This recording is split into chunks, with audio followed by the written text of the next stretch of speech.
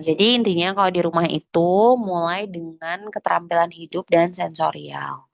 Next, yang paling mudah itu adalah di dapur ya. Jadi ini cocok sekali memang Montessori di rumah penerapannya oleh kita ibu-ibu, tapi bapak-bapak juga kan tidak menutup kemungkinan ya.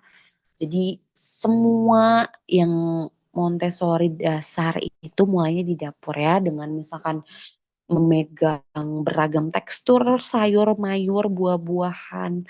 Terus juga kan kalau di wastafel bisa pegang sponge. Terus juga kalau misalkan memasak itu ada hawa panas. Kalau misalkan habis belanja dari pasar itu ada bau-bauan yang khas ya, misalkan dari jahe, dari kencur, dari pokoknya macam-macam mungkin ya kayak gitu. Terus juga kalau dari tekstur kan misalnya kita potong jahe atau kunyit itu kan jadi muncul warna kuning di tengah. Nah, itu kayak gitu. Itu kita bisa mengenalkan eh, kegiatan-kegiatan itu mulai di dapur. Tentu dengan kesanggupan kita ya gitu. Jadi dari yang tadi ya prinsipnya lihat anaknya gitu, enggak terlalu mudah dan enggak terlalu sulit. Misalkan anak 3 tahun udah dikenalin cara motong kunyit kan itu enggak ya, itu terlalu sulit gitu. Tapi anak 3 tahun oke, boleh motong pakai pisau-pisau kecil atau pisau selai gitu ya. Motong-motong cuma motong pisang aja. Daging pisang itu kan lembut ya teksturnya. Nah, itu kan mudah. Nah, kayak gitu. Seperti itu. Next. Nah, ini tentang salah satu pengenalan material di Montessori. Ini bisa itu kan udah ada keywordnya ya, 3 periods lesson. Bisa lihat di YouTube sudah banyak contohnya seperti apa. eh Next.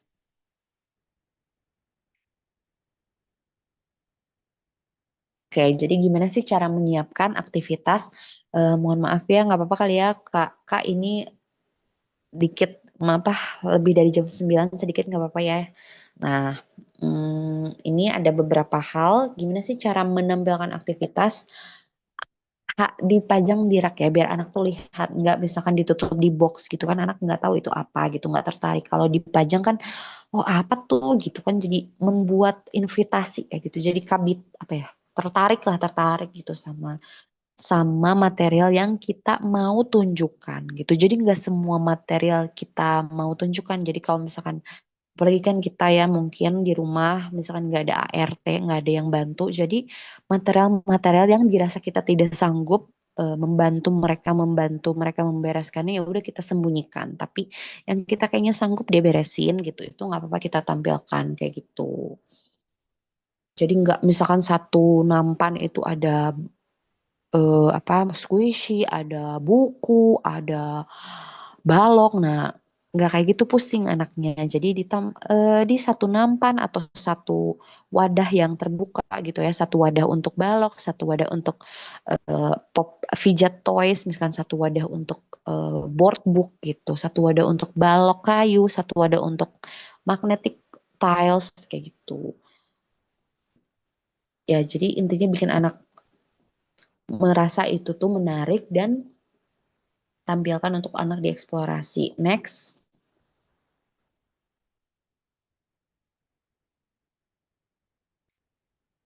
Oke, nah ini tadi kuncinya gimana kita melihat apa yang anak coba tunjukkan pada kita ya. Aktivitas apa yang sering anak lakukan saat itu, berarti aktivitas itu yang perlu kita perbanyak.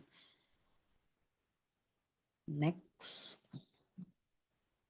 Itu tinggal dibaca saja ya. Nah, intinya seperti itu. Intinya menjadi orang tua dengan pendekatan praktis ya. Maksudnya tools-tools praktis Montessori artinya adalah dengan kita tuh melihat juga, mencoba memahami sudut pandang anak ya gitu. Bagaimana anak mencoba mengkomunikasikan segala sesuatunya ke kita. Kadang anak itu komunikasi tidak dalam bentuk verbal ya, apalagi anak usia dini, tapi anak mengkomunikasikan dengan perbuatan-perbuatan mereka. Ini juga kan sebenarnya berlaku ya buat anak tahap selanjutnya. Misalkan anak remaja yang ngurung diri di kamar, kan itu sebenarnya bentuk invitasi ya kepada kita, pertanyaan lah, ini kenapa anak remaja tuh mengurung diri misalkan, kan itu sebenarnya komunikasi ya sebenarnya gitu, bukan berarti dia gak mau ketemu orang tua berarti kan ada sesuatu nih yang perlu kita gali lah seperti itu kurang lebih. Jazakumullah khairan, barakallahu fikum.